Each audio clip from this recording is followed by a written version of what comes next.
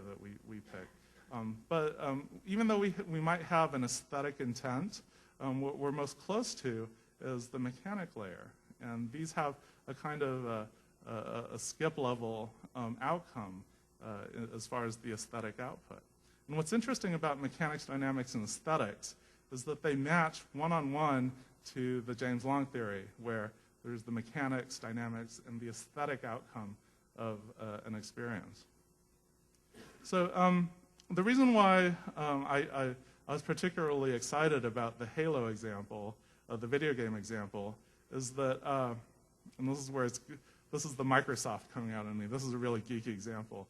But in video games, there's a class of video games called first-person shooters, where basically the view from the player's point of view is a first-person camera into the video game, and you run around shooting the bad guys, right? Well, the thing about first-person shooters is that they were solely the province of the keyboard and mouse.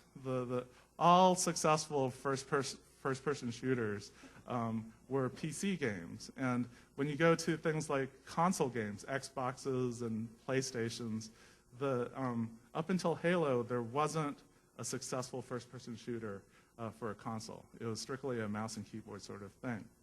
And what's interesting about Halo is that it was the very first successful first-person shooter for a console. And the reason why was the mechanics of the system. In fact, the one mechanic that the Halo team looked at was that of aiming the crosshairs on the bad guy. See, with a mouse and keyboard, I can get very accurate with picking a target on my screen.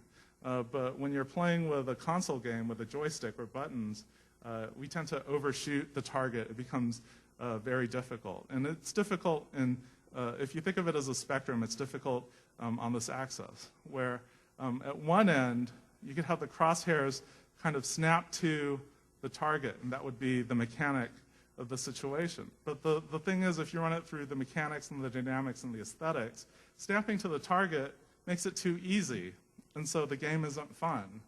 At the other end of the spectrum, if there's a direct one-on-one relationship between the mechanics of how I interact with the system and on the screen, then again, people tend to overshoot, or that the reaction time of the system is too slow. And so again, the mechanic makes it too difficult, and the aesthetic outcome is this game is too hard and it's not fun.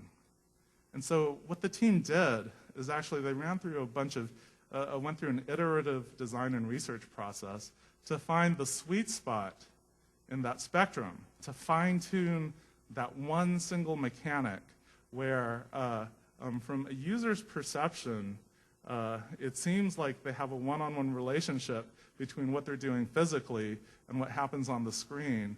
But in actuality, there's a little bit of programmatic gain, a little bit of programmatic gravity, where when the crosshairs get really close to a bad guy, it eases the crosshairs right onto the target. So it's not exactly a snapping to behavior, and it's not exactly this one-on-one behavior, but from a user's perception, it feels like this very difficult, challenging task, but in actuality, they're being helped out a lot. I'm sorry to the Halo players that I demystified this thing about. But basically, it's about finding that sweet spot and fine-tuning the mechanics of an experience that taps into this kind of flow moment. And when we look in the realm of products, especially really premium products like really expensive Danish stereos and expensive sports cars, if you pay attention to the mechanics of these systems, they're very, very fine-tuned. The way the knobs feel or the doors open and so forth. And you know, like when you're in a really expensive car and you shut the door and it feels, there's that ineffable, indescribable feeling, but you know it just kind of settles and it feels like quality. That's exactly what these engineers are doing. They're using this framework to create this emotional response. I'm showing this vegetable peeler in the middle as well. This is the OXO vegetable peeler. And they're kind of famous for these kind of fins or ribs on the handle. What's interesting is that I was at a design conference in New York where Smart Design and OXO were talking about their line of products. And they said that these fins serve no practical purpose for the appliances.